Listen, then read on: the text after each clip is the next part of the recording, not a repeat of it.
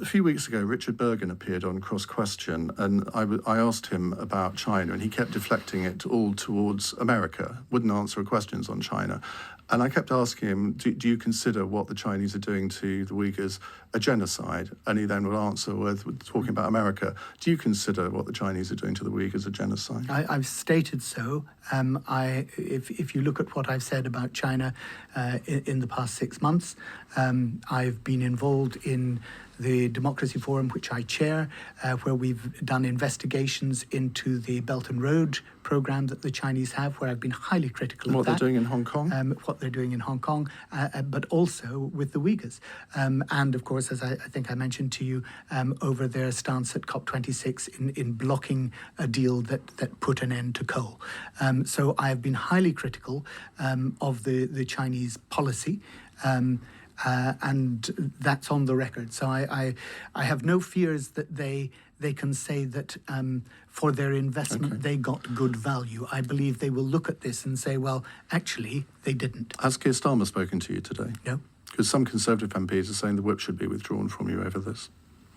Well, I would expect a Conservative MP to say that. Well, you would, to be fair, you would say it if the boot was on the other foot, wouldn't you? If this was Russian money going to a Conservative MP's office, I suspect that you would be on the media saying, well, this stinks. And that's why it's really important that I point out to you that the security services today, whilst they said that they had now got evidence that money that had come from improper sources had found its way into politics in this country, I specifically asked them whether that was about the donations that had been made into my office, and they said they had no information to that effect at all. So that would not be the right conclusion to draw. Are you a useful idiot? I mean, why did they choose you? Well, I assume they believed that I was somebody who would play a role in the political system in this country, and that they might at some stage be able to leverage that.